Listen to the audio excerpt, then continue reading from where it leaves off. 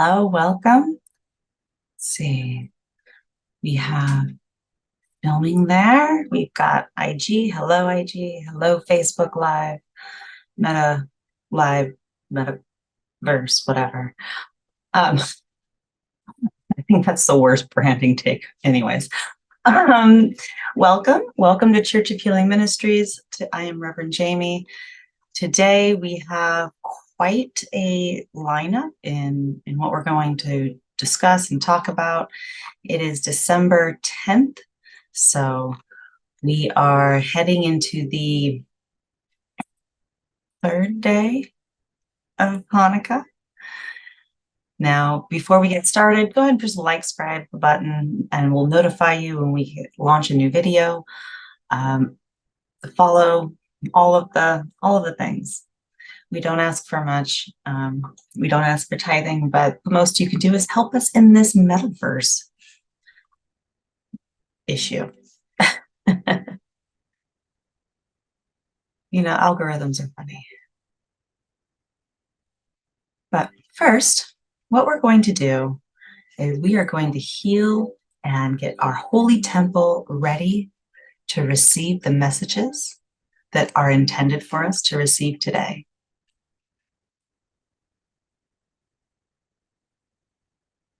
So here at the COHM, we're looking at ancient texts, theology, metaphysics, the application of science and proof, helping us use the tools given by Gaia to tap into Christ consciousness and universal consciousness and self-healing. Now, one act of love can heal a multitude of sins, and that's exactly what the world needs right now. So we're going to be that love, that light, that shining brightness in the midst of dark, which is why my background is mostly dark, but it does have the candles lit of the menorah. Except you, Facebook. Zuck doesn't think you're cool enough to have backgrounds. So Hanukkah is a representation maybe of the 7 chakras that you're supposed to light. And that's kind of what we're going to look at today, is what if it was written in context to teach you how to align those energy centers and how to heal the endocrine system. And this is also worldwide candle lighting day, a day where friends and family come together to remember children who have left this world too soon. There's no greater loss than that of a child. And this day brings us together and everyone who's experienced the heartbreak of losing a child. It is a day of understanding and support and friendship, even if the person lost a child for reasons that you don't believe in. Let's all support each other right now. It's also Human Rights Day, International Animal Day, Animal Rights Day, International Day of Commemoration of Dignity of the Victims of the Crime of Genocide and Prevention of this crime, and that was yesterday. Now we also have International Mountain Day. I'm going to implore you to use that as a metaphor for the spiritual mountain, because that's what we're trying to achieve during this time of introspective healing and looking at what triggers you, what you need to heal, just analyzing the entire year, right? So let's take some time and get into that frequency of Christ consciousness with clearing of chakras. So today we're going to go through the Holy Temple and really clear and clean out the house where God lives. And God lives in the mind and in the spirit, and that flows through us. So we need to have a clear energy pathway for that Christ consciousness to flow. Now let's start by igniting our internal light and let them clear the blockages. A block is a disrupting frequency or vibration within that chakra system. That also happens to line up with the endocrine system, not by coincidence. So this can occur when we experience pain, suffering, a traumatic event, cognitive dissonance, lots of turmoil, right? And clearing that block creates and produces positive energy. It produces harmony with our higher conscious, and a resolve is an action that you can take to bring your emotions back into alignment for your for your whole self, your whole being. The resolve can include the use of energy, forgiveness, righting a wrong, open communication, truth telling, unconditional love, mercy, all of these things that you recognize that is in our Creator, we need to make relevant in ourselves. So let's start by breathing just in and out. We're going to breathe in 4 seconds and out 4 seconds. Oh.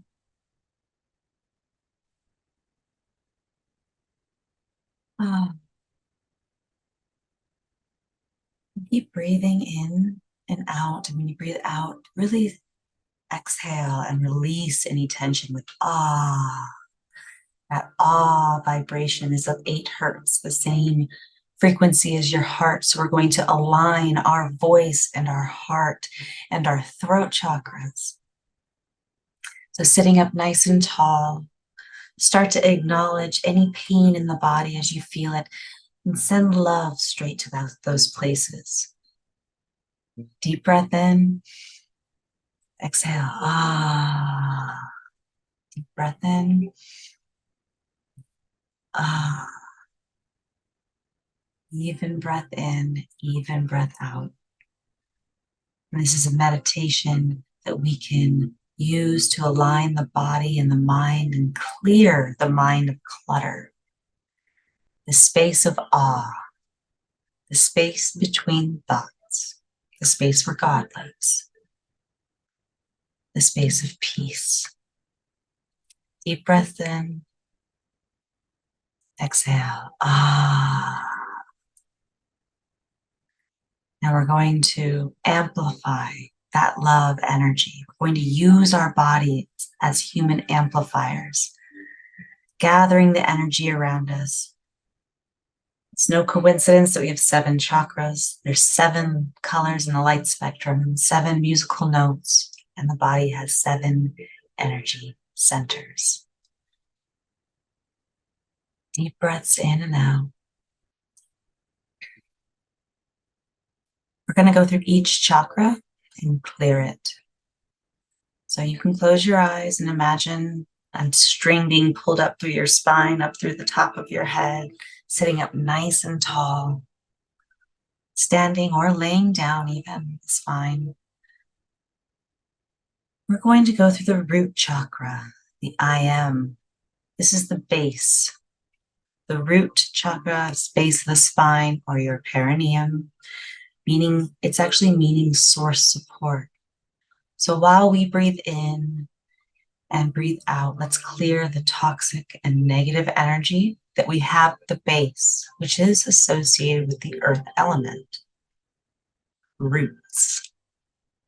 Breathing in and breathing out, relaxing and slowly sending love to those areas. Next, we have the sacral chakra, or the I feel, at the top of the genital area, and it actually means well established. And it's perfectly placed for pleasure with your lover, and usually needs a lot of healing and clearing. So send love while breathing in and releasing those tensions as you breathe out.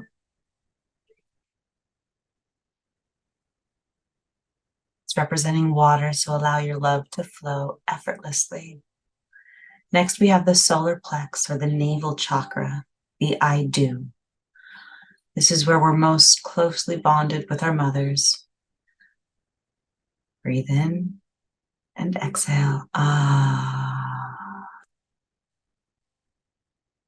This is representing nourishment and power and hunger, presented by the element of fire. We need to achieve the equilibrium with our breath.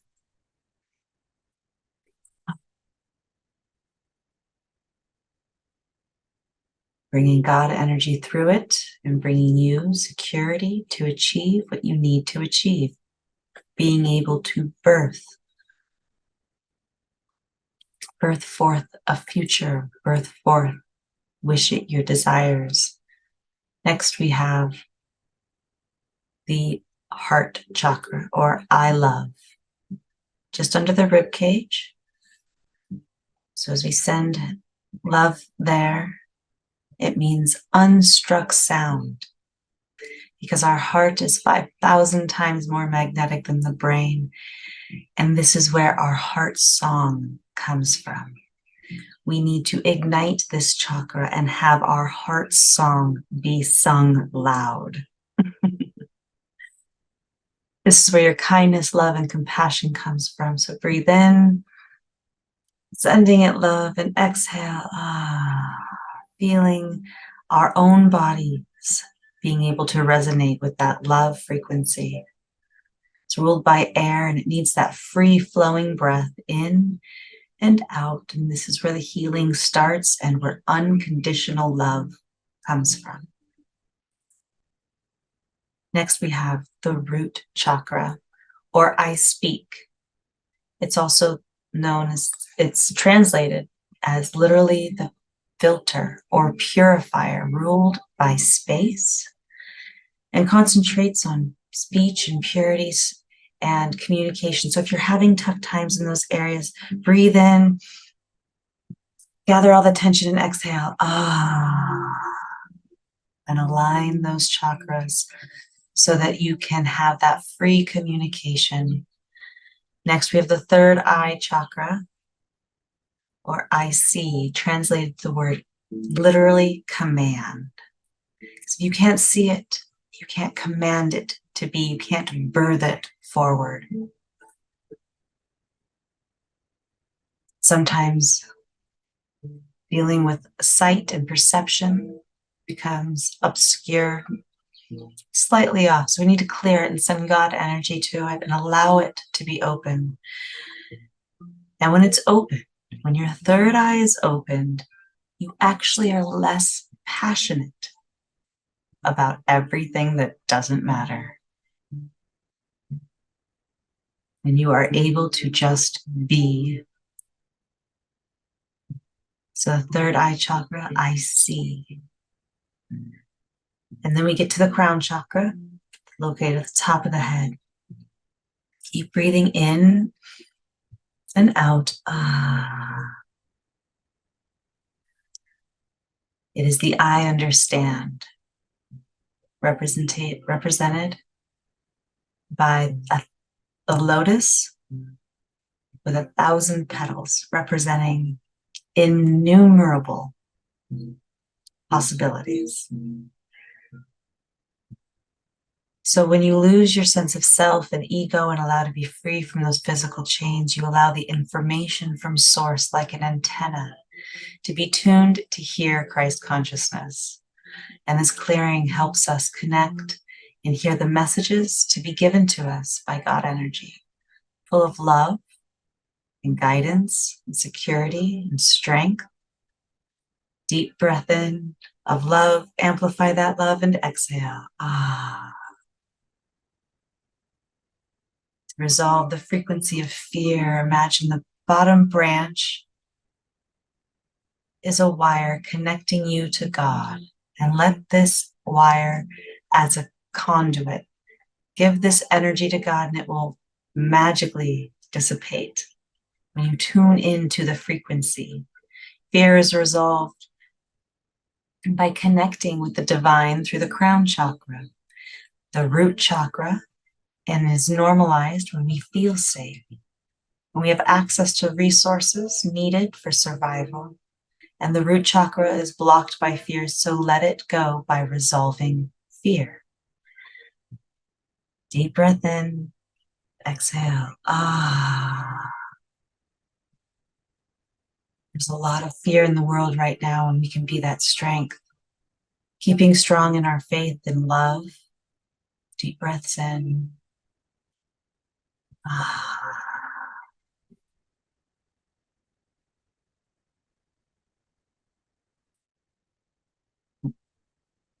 Now, there are many who have given up on God and the energy of God and believing only in material world. So we take heart in knowing that God is the ultimate source of our survival, the lifeline. So taking some deep breaths, attuned to that lifeline. Reaching up to the heavens, grabbing the white light energy into the palm of your hand, amplifying it through your body, and exhaling it. Changing the immediate space around you, your immediate biosphere, your auras, your chakras, your energy centers. Taking deep breaths. Feel what this feels like, this frequency, this energy, this space of love, this space of forgiveness, this space of unconditional love and acceptance.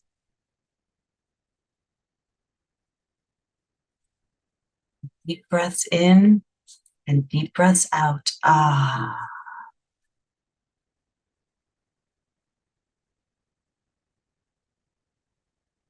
We will start coming back to this space slowly. I welcome you back. For those that just joined, this is the C.O.H.M Ministries. I am Reverend Jamey, and we just got done doing a meditation and clearing our chakras from our root, our sacral, our navel, our solar plex, our heart, our throat, our third eye, and our crown. And being able to connect all of those to Christ consciousness and letting God energy flow through us. So as we start to come back to this space, I welcome you to stay in that frequency, in that energy, in that state of being for the rest of the day, the rest of the sermon if you can.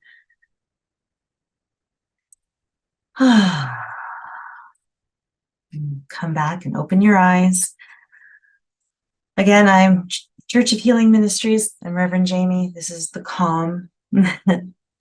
And we understand about this temple a little bit more. Now, going through the Bible as we've gone to this year and the ancient text of how possibly the ancient text was describing a physical representation of what God was, what your energy and the physiological explanation of how to attune to that energy, the anointed, the oil, the Christ oil with the sacred secretion. So with that in mind, that is how we've been kind of going through and translating this whole year and this Bible and ancient text. So that today we're going through Hanukkah, and we're going to talk about the Minora a little bit.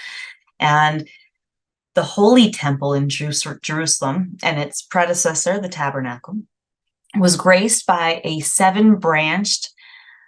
basically a seven-branched candlestick holder, right? Made of pure gold, which was kindled daily. Now, the temple menorah was at the center of the miracle of the oil that lasted for 8 days, which inspired the sages to institute the holiday of Hanukkah. Now, let's look again. If we're looking at things through the lens of if Jesus was talking about healing through sacred secretion and different actual items in the text that refer to a more metaphysical state of being. So we're looking at the 7-branched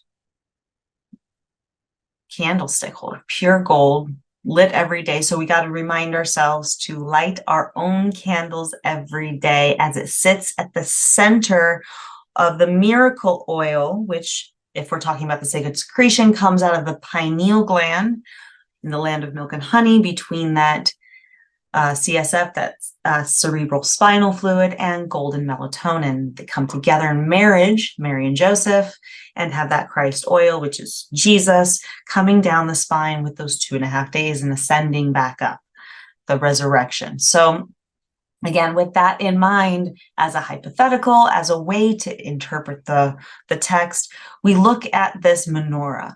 Now, this menorah, let's turn the menorah sideways. And then you have the lid. Chakras. So now, is it a possible metaphor? Possibly. Am I saying that this is how things are? No. But I think we're not going to reach that spiritual mountaintop unless we take a look at all of the possibilities and make the best educated decision for ourselves. And this is why we broke away with the whole Protestant and Catholic thing. We wanted to be able to come into communion to Christ consciousness ourselves without having to pay the church or somebody else, some dude, to do it for us. So now when the more I've looked at this, the more validity to me that it actually has. And I think that as we're talking about this introspective time and acknowledging the trauma and bringing things to light, it's kind of serendipitous that we have Advent during the same time that we have Hanukkah.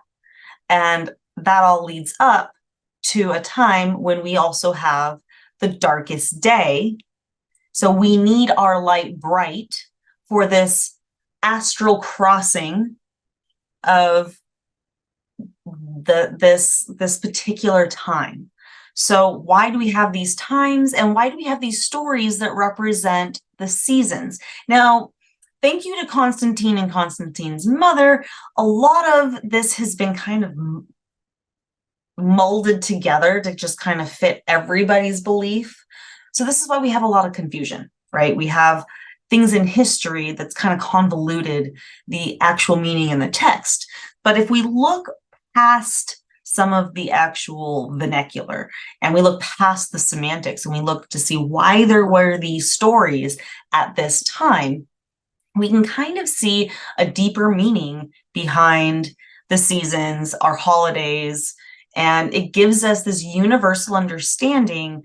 And for people in the Americas, that's really important because we don't have a lot of culture, right? We don't have a lot of background. Some of us, and like me, my grandparents got mad if I learned Italian. They wanted to leave the old country behind. So a lot of us grew up denying our old ways. And so now we don't have a lot of culture to look at, but if we look at the reason why a lot of culture started, it was the stories behind agriculture to make things work so that you could feed the whole village on time. And in order to know what the time was, you usually had to know what the moon was doing, because the moon actually feeds the plants a certain way, and if you plant by the moon, you actually get better plants. I've tried it. It's pretty awesome. So planting by the moon is pretty significant. Let's see, do I have my other book? I have like 16 books right here, not the one that I want. Okay. I believe this is a harvest day. So there's calendars where you can actually plant by certain days of the moon. And because the moon affects water, and if it's drawing into the plant the water during certain times of its cycle, then it's actually been proven the junctions where there's a little leaf on the stem, there actually has more movement during like full moons. So if you plant during certain moon cycles, you actually can have that plant uptake more water and be able to grow faster and bigger.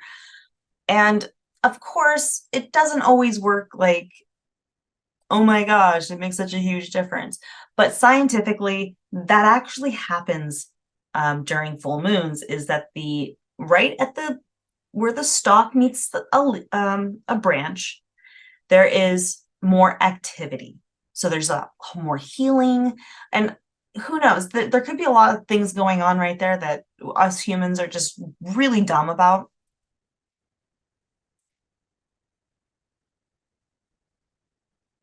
I'm going to leave it at that.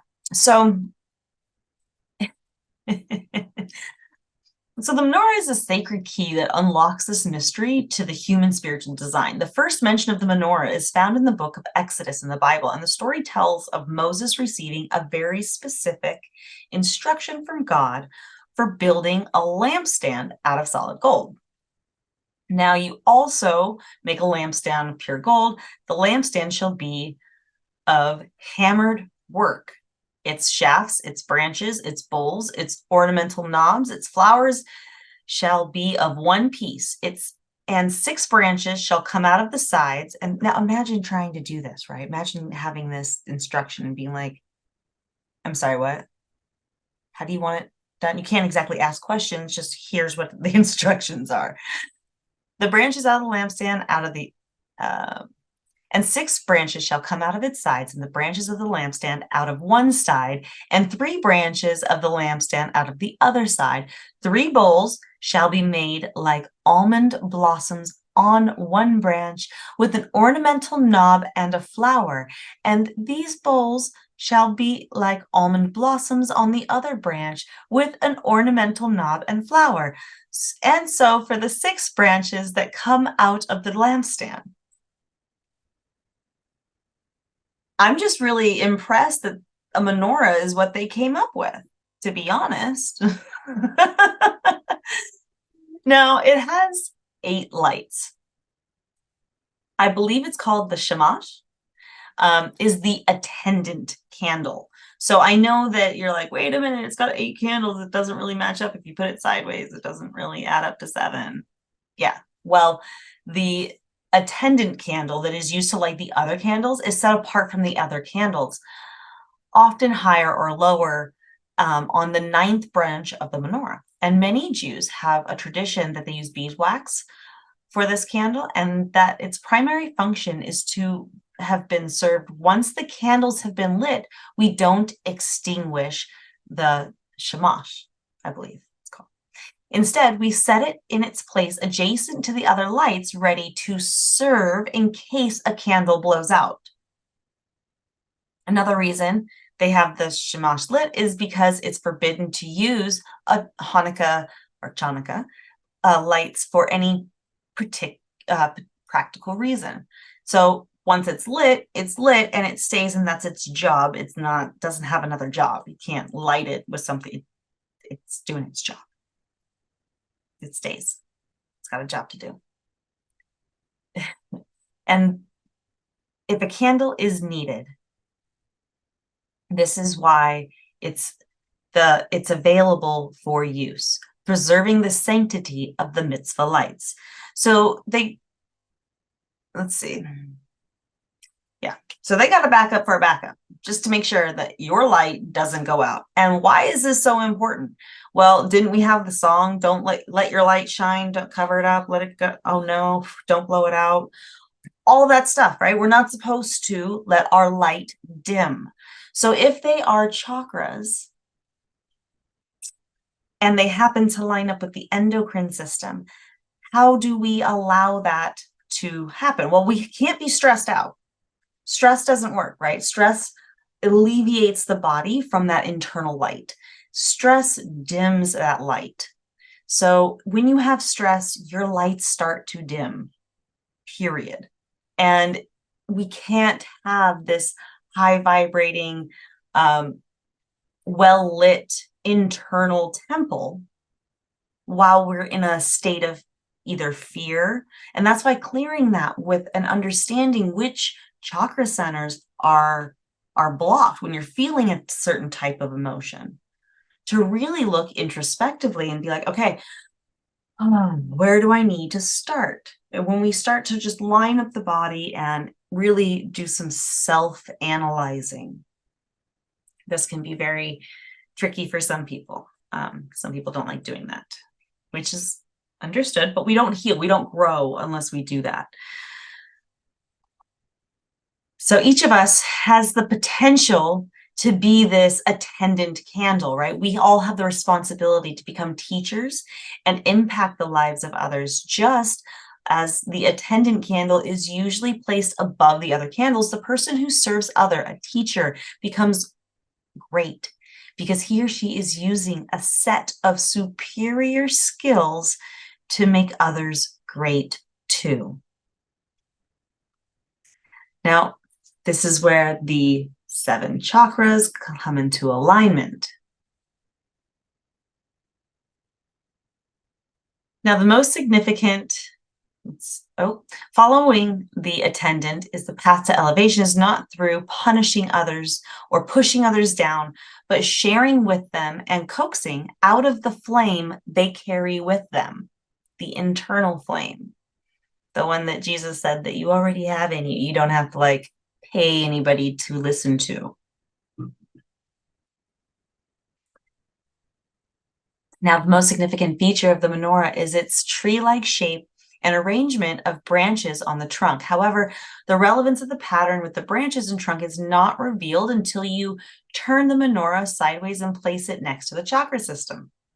So once the sideways position, the pattern with the branches appears as a common wire diagram, illustrating the interconnections between the heart chakra and the upper and lower chakras. Now, keep in mind the study of the chakras and the study of energy that we can feel in our body as love, hate, anger, and joy, etc. We keep those inside of us.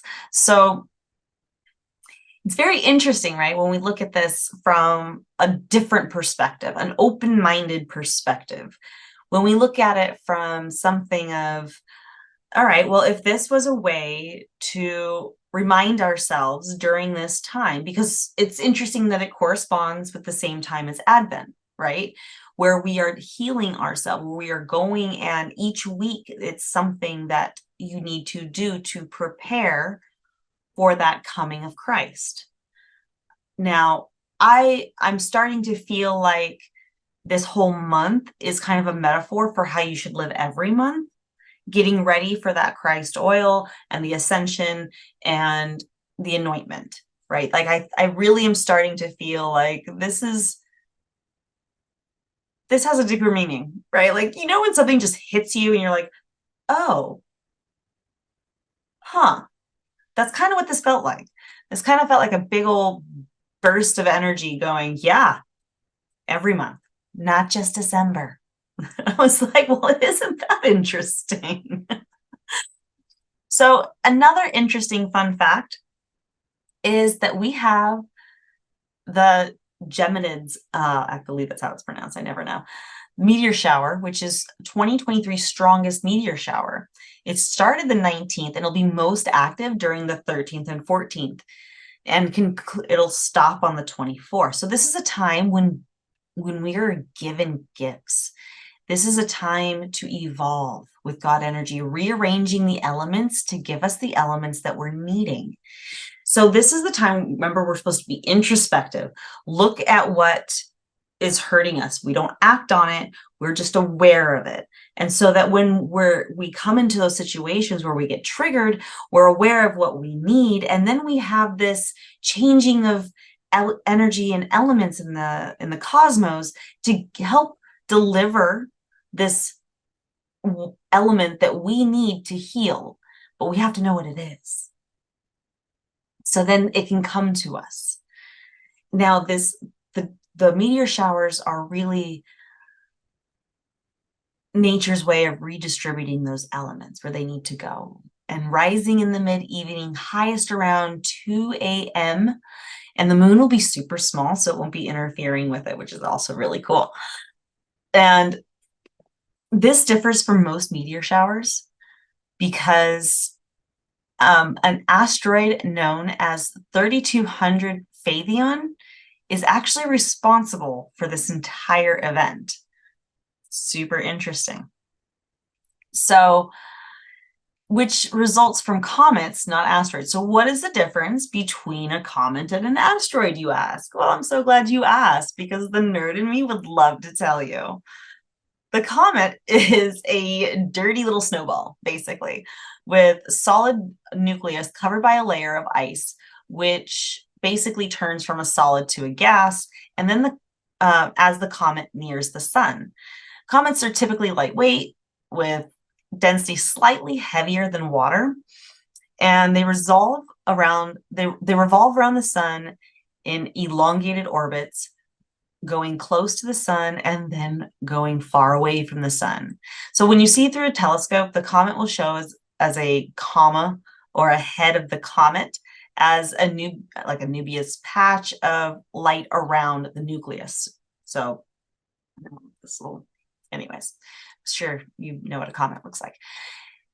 And when it gets close to the sun, so it's seen, but when it's seen far from the sun, most comets appear to be like stars because you can only see the little nucleus. Now, an asteroid is a rock.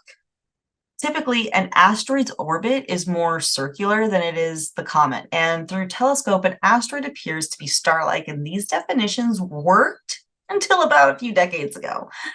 Larger telescopes begin to discover that asteroids far from the sun and some of these objects, as they approach the sun, grew commas and tails, requiring the change of designation from the asteroid to comet. For example, an odd object named Chiron, considered an asteroid, was discovered in 1977 and was reclassified as a comet in 1989 when it showed a comma. It orbits around the sun every 50 years and travels just inside the orbit of Saturn to the orbit of Uranus. And so an object initially considered an asteroid can be reclassified as a comet. Then can the opposite occur? Can a comet be reclassified as an asteroid? Yes, it can. And it's possible that a comet can actually shut down when its vital materials become trapped beneath the nucleus surface. And this is known as a dormant comet. When the comet loses all of its volatile materials, it's known as an extinct comet. Now, the asteroid 32 Phaethon seems to be an example of either a dormant or an extinct comet. Super interesting. Now, meteors appear to be colorless or white. However, this particular asteroid set is like a greenish hue, and they're super pretty. So you'll be able to see like 100 a minute or something at the very peak. It's insane. And so they're really, really pretty, but this is that time to really, if you're going to go outside, I recommend doing a plant ceremony or a plant healing, some sort of connection to divine during this time so that you can receive the gifts that are intended to be given to you. And we have also this week, it's Human Rights Week. Now that's December 10th through the 17th. And the White House just put out an official Human Rights Week, Human Rights Day declaration and really highlighted the allure of hope that we are all trying to reaffirm their commitment to upholding the equal and inalienable right of us all. Personally, I think if that was the case, we would have healthcare. Personally, I think if that was the case, we wouldn't have a black budget. Personally, I think if that was the case, we would be doing things differently. There would be a cap on presidential elections, and Big Pharma wouldn't be allowed to buy them. So there's a lot of things that I think that should be different, that particular statement and the entire statement that they came out with was a little backhanded to me. But that's just me. And the stone of December is Tanzanite, which is super interesting. It was found in Tanzania and it's super dense. And it was only found in like this last century. It hasn't been recognized or known very much, but it's a really pretty blue and violet varieties of mineral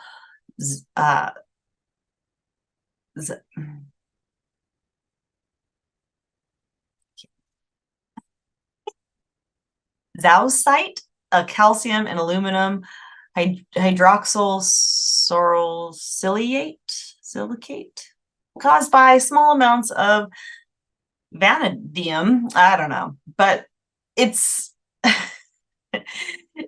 it's only found literally in Tanzania in a very small mining area, like only a couple miles wide, actually. So the Tiffany company kind of commandeered it and they're known for selling it. And so they just priced it up a lot. And then I don't really know how they source it necessarily. I'm sure they just steal everything from Tanzania and don't really help out much.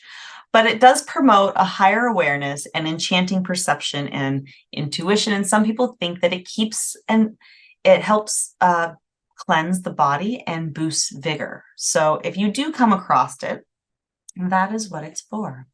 We also have tomato month, root vegetable month, winter squash month. So during December, there's a lot of holiday dishes that are filled kind of with those warm foods. So it's a time to get back to our roots, root veggies. And this is why I was talking about everything's very rooted right now. We are supposed to be rooted. We are supposed to be eating root vegetables. When you eat things that are counter to the natural cycle, sometimes our intestines don't like it. So we eat for the cycles, and root vegetables are a great way right now to eat for the cycle. That includes beets, carrots, celery, garlic, ginger, horseradish, Jerusalem artichokes, jicama, onions, parsnip, radishes, rutabagas, turmeric, turnips, yams, yucca. So most root veggies are in season during the winter months, and even though you can buy them year-round, root vegetables can be cooked in a variety of ways: braised, steamed, grilled, roasted. You get the idea. Now, growing underground, they absorb the soil's nutrients and are packed with vitamin C and A, potassium and magnesium, and super high in fiber. So these hearty vegetables complete any winter meal, and they're a complete carbohydrate. So they're really, really good for your body. And this is why we're supposed to eat them during the winter time. So if you think about like a hunter-gatherer diet, is really what is going to sustain us during a cold season.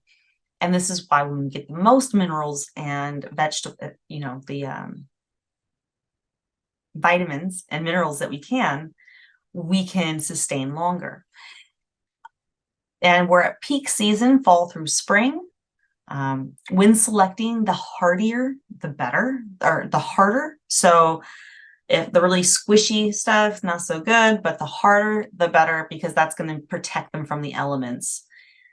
Now, store in a cool, dark, humid room. They should actually last for months. And beets and radishes are actually a low-calorie food that can also help lower your cholesterol. And many root vegetables store nutrients in their leafy tops that people don't really realize. Turnip leaves are often eaten as greens and are a great source of vitamin C. So now we're going to wrap this up today by going over some of the readings. I'm not really going to go over them unless you really want me to, unless somebody literally comments right now and says, please read the verses. I'm not going to do it. Now, what we're going to go through is Isaiah 41 through 11. And this book that we were talking about in Isaiah was a really complex literary design, but it's one to see how it fits together. And chapter 39 contains 3 large sections that develop Isaiah warning of the judgment on Israel, and culminates an event pointed at the end of chapter 9 and the fall of Jerusalem, which is the exile of the people to Babylon in chapters 39. And there's also a message of hope. So after the exile, the God covenant and promises would be fulfilled in chapter 40 through 66. So this is why we say 41 through 11 is an important read right now. And it really talks about comfort my people, hard service, be of service. You in the wilderness, prepare a way for the Lord. So really pulling away from the city life and going into how to heal.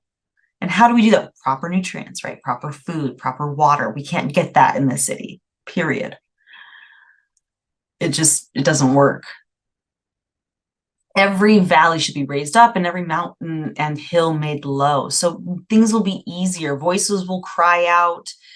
So all people are like grass and their faithfulness is like flowers of the field. So this is a pretty in-depth verse.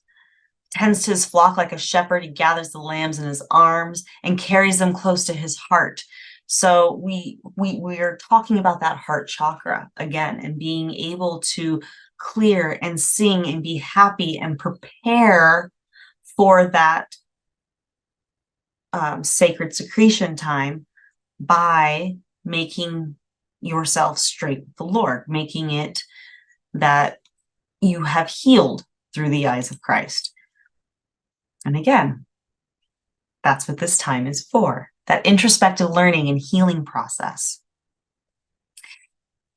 So now in chapters 44 through 66, it picks up on hope and eventually furthers from chapter 9. So it concluded with Israel projecting Jerusalem's fall to Babylon and the exile. Now, 100 years after Isaiah, it all sadly came to pass. But Isaiah's greater hope for the new purified Jerusalem, where God's kingdom would be restored through the future Messiah and the king of all nations that would come together in peace. So in chapter 40 explores the great section of chapters 40 to 48 and open with an announcement of hope and comfort for Israel. So basically, if you're looking at this, like we were talking about our sacred secretion, and we're talking about when we have fallen, when we have made mistakes, when we've gotten stressed, when we haven't allowed that Christ energy to flow through us, it's okay, because there's hope. There's next month. Now in Psalms 85, you kind of see a different understanding where God energy or Lord showed favor to your land, restored your fortunes, gave iniquity to your people, covered all of their sins, set aside your all wrath, and turned from your fierce anger. Restore us again, God our Savior, and put away the displeasure towards us. So it was another like cry. It's another cry of like, I get it. We messed up. My bad. What now? Like, please, can you forgive us? I've learned my lesson. So this is like repenting. This is repenting, acknowledging your sins, acknowledging the negativity that you may have caused in others, right? Throughout the year. And 2 Peter 3:8 through 14 talks about not being arrogant, right? Like that's also what we have to do away with, that ego dissolution or the ego death. And this is that time during the Geminids meteor shower that we can have that ego death. Once we align the chakras, figure out what we're needing to, what elements we're needing, we are given the tools by using our antenna to tune to Christ consciousness to receive them. Now, all of these verses are lessons on how to rise the Christ within you and be anointed in the oil of Christ. So when you get scared, when you fear, when you sin, when you have all these things, how you get back on track. It's not like all death, destruction, and chaos and misery and everything in the Bible. It's really like, here's a story, here's another story of what if this happens? Well, this is how you get back on track. Okay, well, what if that happens? Okay, well, this is how you get back on track. And all of these are great stories to understand how to work with the cycles of the planet to better your understanding and communication with Christ consciousness and the divine. Now in Mark 1 through 8, Mark 1, 1 through 8, this is where John the Baptist starts baptizing people and says, I baptize you with water, but he will baptize you with the Holy Spirit. So you can cleanse and wash away, all you want. But unless you do the work internally, it's not going to make a difference. You're not going to raise the Christ oil. You're not going to hit that Christ consciousness. You're not going to reach the Holy Land or the peak of the spiritual mountaintop, top of Mount Sinai, right? You're not going to reach those higher understanding and connections with the divine if you don't do the work to do it. No one's going to do it for you. Spiritual laziness is not rewarded. It's not saying, okay, I can go do whatever I want, but then take communion inside of this building and I'm all is well. That's not how it works. And Jesus was very adamant about explaining that that's how man uses and manipulates for ego, for profit. And it's not of love. It's not of holy nature. It's not of divine spirit. And so you have to allow Christ to do the work within you and give the environment to do so. So he was telling them that this is great. And this is great for your spirituality. But unless you're going to walk the walk within Christ, it's a wasted effort, right? So all these verses show us how to be renewed. There's always hope. So if you allow Christ to work within you, and you allow your body as the fine-tuning fork and be able to figure out how to tune in, it's not just, oh, go ahead and pray and connect with God. How? I was that kid. I had to ask how 150 times for every one single question. But how? This is how. This is how we are able to fine-tune in Christ consciousness, to really prepare the holy temple by eating and drinking right, by drinking the right kind of water, the right amount of water, to keeping your energy centers clear. And that is the hope that we have. It's an intrinsic in nature, and it guides us. It's the guidance. It's the God energy. It's the Christ consciousness. It's source energy. And we need to have it rise up so we can be healthy and we can love as much as we can. And that is the purpose. Because if your actions are not love-based, they're of fear, one or the other. So if you're yelling at somebody on social media to listen to your views because you believe that the Bible says something, and if they don't believe in it, then they're horrible sinners and they should be burning in hell. But thankfully, God died for our sins, for people like me. Like, you know what I mean? Like, those kinds of things are not of Christ. Those are not of God. Like, Jesus would look at you and be like, oh my goodness, what just came out of your mouth? Like, what? So let's all hold each other up, but let's light our candles. Let's have us be bright. Let's have us shine, because there's so much darkness that we don't need in this world around us. And we need to be that shining beacon of light for everybody else. Thank you so much for being here. Namaste. God bless. Blessed be all of the things. Shalom. Happy Hanukkah. I hope you have a great Advent. Clear those energy centers. Clear that holy temple and be able to have that communion with Christ. And we will see you next week. Bye-bye.